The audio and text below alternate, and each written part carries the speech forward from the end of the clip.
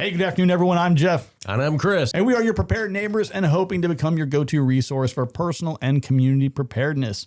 Now, if I can quote my good friend Patrick Swayze from the movie Point Break, fear causes hesitation, and hesitation causes your worst fears to come true. Now, I don't know if that's true or not, but it does make for a good movie quote, and it is the subject of today's discussion, talking about fear, the fear of the unknown, and some things we can do to manage and mitigate the things that make us scared.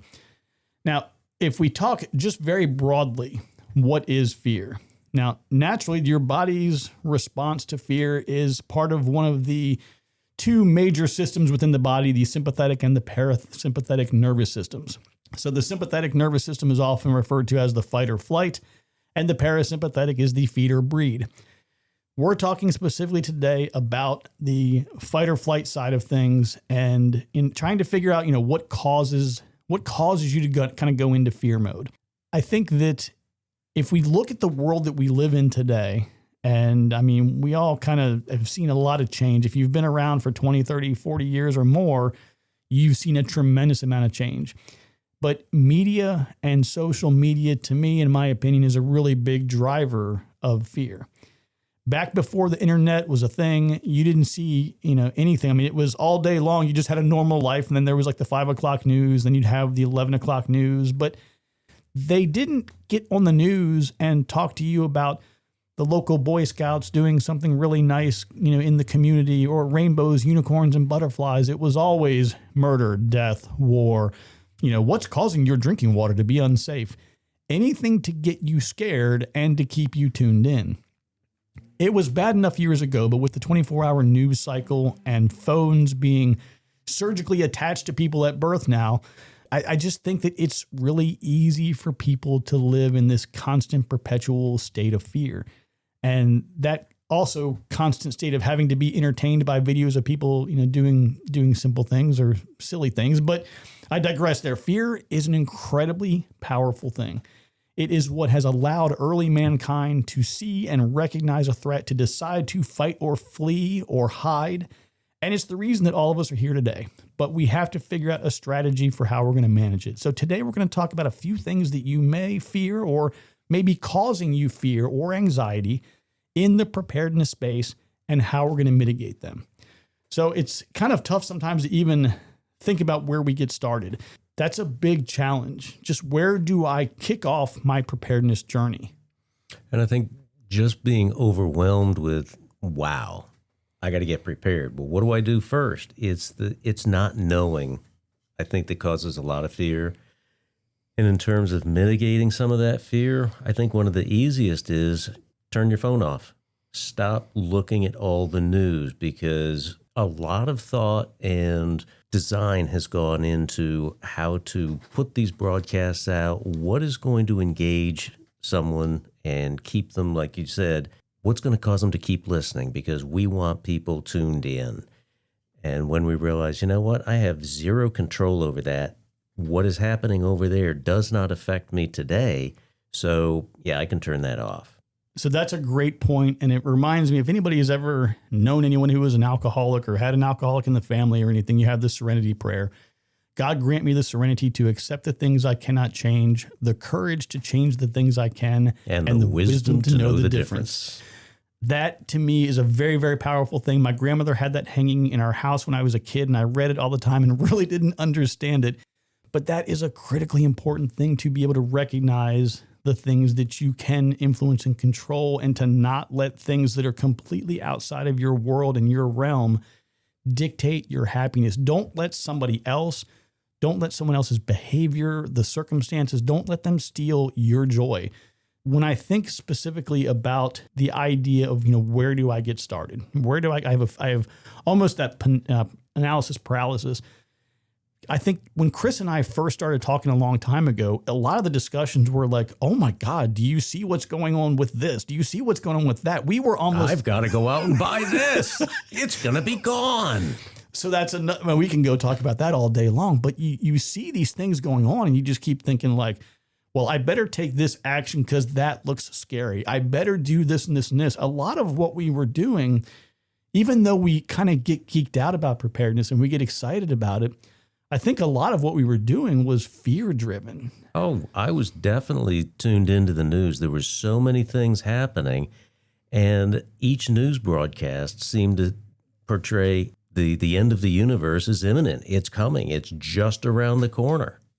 And it's hard to get away from wanting to do everything you possibly can at that moment. And it's ridiculous. And then you realize, oh, wait a minute. Yeah, okay. Maybe doom is not around the corner.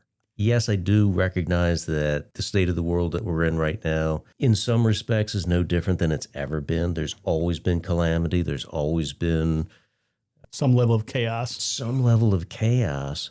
I think we've kind of gotten spoiled, at least I have, because I don't have to spend every waking hour thinking, okay, how am I going to get food for today? How am I going to get shelter? What threat? I mean, we've evolved. And so we go to work, we take care of business there, but we don't have that constant drive or fear that we've got to go out and hunt and provide for the family and all that stuff. You know, as you say that, I think to a lot of places throughout the world where that's not the case, even outside of war and major conflict, people who wake up every day and they're like, okay, well, you need to be the one to go get the water today because your dad's not feeling good. Or, you know, the people who literally struggle with those things every day. So I think we're very fortunate in the fact that, you know, our struggles, I guess we could say, are first world problems. But where do you get started? And figuring that out, I think that the easiest way to look at it, or maybe the most common sense way, is, you know, talking about, like we did in one of the previous episodes here, about your priorities. What are your priorities? So writing things down, making a list and saying, okay, these are the things I think are going to be the 10 most important things to me. And the beautiful thing about that is there's not a wrong answer. What's right for you might be different for me or for Chris or for anybody else. Put together a small list, and now you're started. Now you have begun. And you know, this leads into kind of the next question, where now that you've decided on a plan of action, you're going to start doing something, not really sure what. One of the more common things I hear a lot is, look, I'm not a survival expert. I was never in the military. Like, how am I ever going to figure this out? If you think about the amount of information and resources that we have available at our disposal today, it's like nothing we've ever had before. You can go to YouTube. I mean, I've always been a relatively handy person, but there's things I would have never done without YouTube. And now I can go online and just do a search and, okay, well, let's watch the video and how this is done. And half hour later, I'm out. It's done. In the old days, I used to go to the auto store and I became buddies with the guy at the parts counter. And I'd be like, hey, man, I'm working on my 84 Jeep CJ7. Like, how do you do this? And where do you find this? And you were in a Chilton's manual all the time. And you had to have a friend of a friend who knew something about cars and trucks. And it's a world where we have so much information available to us that, well, it's good and bad. It's great in the sense that you're going to find a lot of info. Now, the real challenge and trick is discerning what's good, bad, indifferent, who's reliable, who's not, and so forth. And you mentioned something about making a list, writing it down. Something that I'm currently engaged in is I've got a couple of great big whiteboards. And for me, I'm just going to start making categories of my different priorities: water, food, transportation, things around the house. What do I have to get done? And then on this whiteboard, I can make checklists. Well, it doesn't have to be on a whiteboard. We've got all sorts of different apps. If you're on Apple, there's Apple Notes, and that has really, really evolved. Then there's Android. There's all these different systems. Some of these systems you can collaborate with other family members, and I think that's a pretty powerful tool. So that's a great idea. You know, we've done that even in my family. My middle daughter is incredibly organized. She has done a great job, for example, of like organizing every DVD that the family has, and it is now shared in a Google Doc. And I cannot tell you how many times someone has said, hey, do we have this movie? And she's like, I don't know. Let's check the doc. And it's funny and it's cool and it's something that we joke around about. But you can do the exact same thing in the preparedness space. Make it a family, thing. Make it a team. You can take not just your family, but your community thing, like the community group that Chris and I are a part of, which is relatively small. It's limited to a few people right now. But within our group, we could easily be doing something like that to and share. Assign tasks. There you go. Yeah, absolutely. Now, What I would like to suggest, though, is because you have folks like he and I you can use as resources, and we're going to continue to put out more content. We're going to start putting more things up on YouTube and how-tos and different tips and tricks. But view preparedness resources as a toolbox. You're going to reach into the toolbox. You might need an adjustable wrench or some channel locks or wire strippers or pliers, screwdrivers. You're going to have a whole bunch of different tools in that toolbox. And Chris and I are both tools, so we appreciate that. But if you reach in there and you need to do a specific task, you're going to reach for a certain tool. Think about preparedness in that way. There are people online who are exceptionally great and amazing at ham radio, as an example. There's a guy, he runs a channel called Ham Radio Crash Course. The guy's name is Josh. I've never met him. I have talked to him once in one of their live things they were doing, but super, super great guy around ham radio. So if you said to me, Jeff, I really want to learn ham radio, you're a ham radio operator, right? Well, yeah, I am, but I'm nowhere near the category and level of knowledge that he is. And I would say, hey, you really want to go talk to Josh over at the Ham Radio Crash Course. But figuring out the right tool for your toolbox, that's going to be, it's a challenge, but it's something you just need to be thinking about. And over time, we're going to do the best we can to put together a list of sort of trusted advisors. I think that, we do have a very basic website in place right now, but we're going to establish some downloads, the downloads section where you can go and get different checklists and things, but we're also going to put lists in there for different categories, and it'll directly link you to folks like Josh or others that have different specialties and expertise. And along the lines, I should say, of not necessarily being, an expert and figuring out how to build that team or figure out who you should be getting information from, don't discount friends, neighbors, like people at church, any social things you go to. Like if you're still, you have kids that are at that age where they're doing, soccer and football, lacrosse, swimming, whatever, start chatting it up with the other parents, see what they're doing and what they're up to. And, hey, what do you do for work? And just kind of making some small talk to start learning, more about the people that are around you, because you would be surprised at how many people have similar thoughts and ideas. They just really haven't come up with a plan of action. Now, one of the more common things that we hear pretty regularly is, man, I'm on a really tight budget. Like, I don't have any money. Like, how am I ever going to get anything that I want for preparedness when I'm on such a tight budget? We talked about that prioritization, figuring out what's important to you, but take it in bite-sized chunks. That old saying, how do you eat an elephant? One bite at a time, right? Don't try to say, okay, well, here's the 20 things I think I need to do in preparedness. Let's see, it's September 7th. Can we get it all done by the 15th? Yeah, probably not. Try the 15th of maybe 26 or 27. You don't have to do it all at once.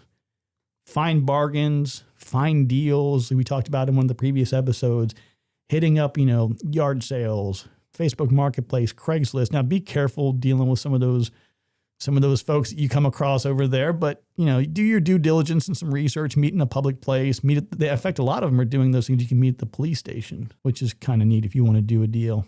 I think also just, when you say make this list, as you're making the list, maybe dedicate an hour, a half hour, once a week, whatever, and look around. What's in my garage? What do I already have that I can begin to assemble into a pile? Okay, this is for lighting. This is for batteries. This is for, fire extinguisher. Let me make sure I got my fire extinguisher over here.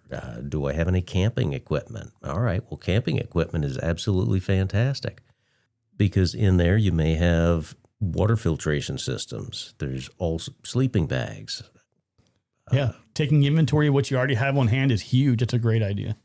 And as you're doing this, we're talking about mitigating fear. I find, at least for me, when I take action, the fear goes down, no matter what it is. If I've got a big project coming up and I'm kind of dreading getting into it or whatever, all right, what's the first thing that needs to happen? All right, let me get started on that.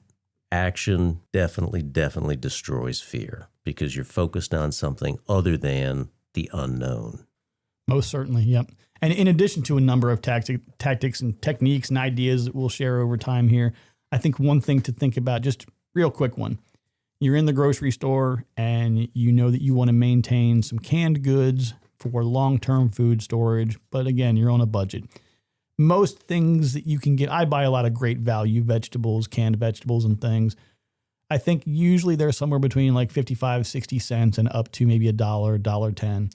Maybe you can just throw 3, 4, 5 extra cans in every time you make a trip to the store. So you're going to spend an extra $4 or $5 maybe, but that's a beginning. You know, those couple of cans that you just bought, that's a couple of meals. And to make the decision, I'm going to do it right now so I can continue taking action to be prepared, as opposed to, I'll get it next time I'm in. No, do it now. It's simple. All right. And so now we are at the point today for Chris to share with us the preparedness tip of the day. So for today's prepared tip, I would suggest taking a look around the house. Where are all your batteries? Do you have enough AA? Do you have enough AAA? What about those oddball batteries? I think they're CR123, 2032s and 2032s, things like that. Start compiling and make sure that, they're just not loose, because batteries in contact can corrode and all that. But you want to take stock of what you currently have and start making, I'll just say, piles. Another tip. Wait, you get 2 tips for the day? 2 tips. Absolutely. I would label the batteries or like... Chris, can I interrupt you? Episode 6 is batteries and battery management. Do you want to give away everything today? No, let's wait. Anticipation. People will just be tingling with anticipation. Yes. So episode 6 is going to be battery management. We're going to dive into all of that just in a couple of days here, and it's easy to get excited about that. I want to hear about that too. Yeah, definitely a good tip of the day.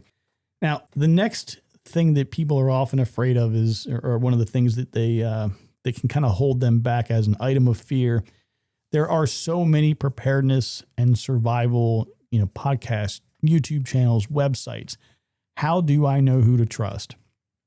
As I mentioned, I think it was in the first episode, I'm a beekeeper educator. There are a lot of great people in the beekeeping community who really want to help others.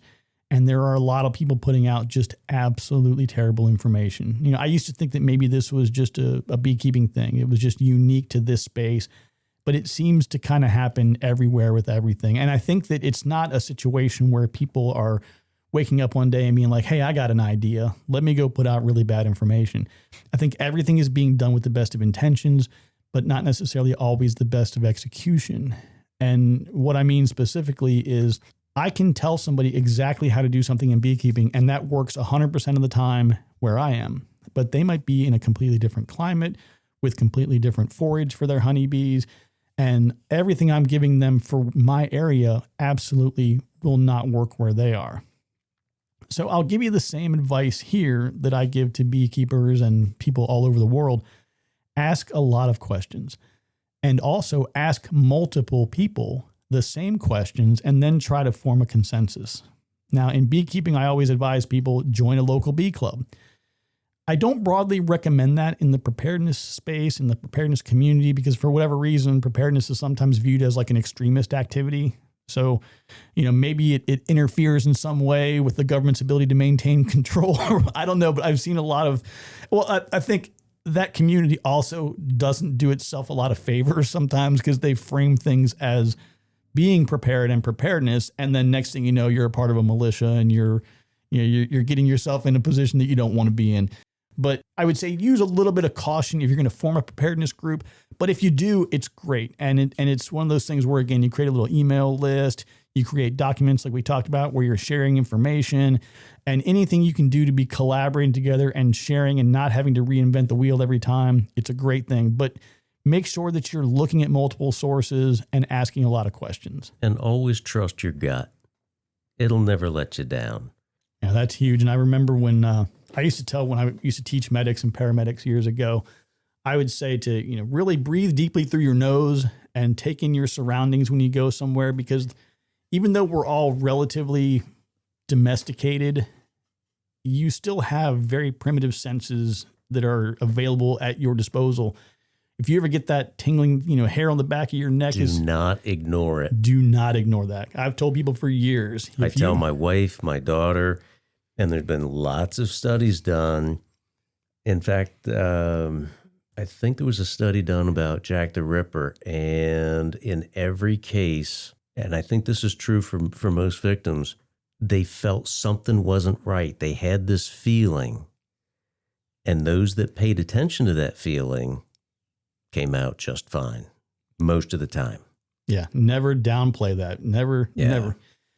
And like I said, we used to tell people in EMS all the time, you walk into a house and you get that funny feeling, you walk out, call law enforcement, call for some backup, call for whatever you got to do, but don't ignore that.